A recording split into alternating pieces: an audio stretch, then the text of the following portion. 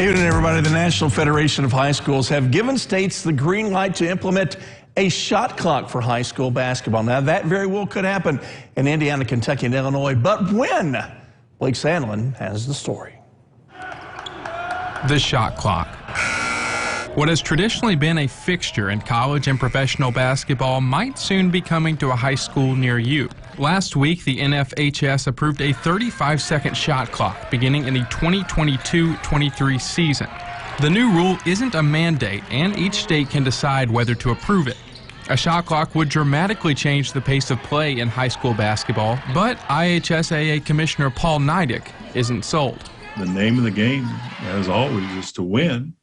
And if possession control is something that you need to do with your team, I really struggle with taking that coaching tool, coaching strategy, away from one of our coaches. Yet as the game of basketball continues to evolve, Bosse head coach Shane Burkhart believes that stubbornness is holding the state back. I believe in my heart of hearts that there are too many people that are loyalists and want the game to stay as close to what they remember the game to be as possible.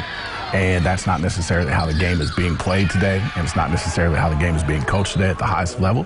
Burkhart's Bulldogs have traditionally played a fast-paced brand of basketball, but oftentimes teams will play at a methodical pace to limit Bosse's possessions. It's not something I like. It's not something I believe is good basketball, and I don't believe you're teaching kids the game of basketball the way it needs to be played at the next level. I cannot recall going into a gym and watching an all-out stall by a team. It just doesn't happen very often. But in Kentucky, KHSAA Commissioner Julian Tackett said he plans to survey schools to gauge interest. I think it could be a good thing, and I think for fans, I think that it could be a great thing for them too, because I think it will encourage more coaches to get up and down a little bit more, and I think that fans enjoy that and want to see that. The cost of installing shot clocks in high schools, as well as recruiting workers to manage them, further complicates the issue.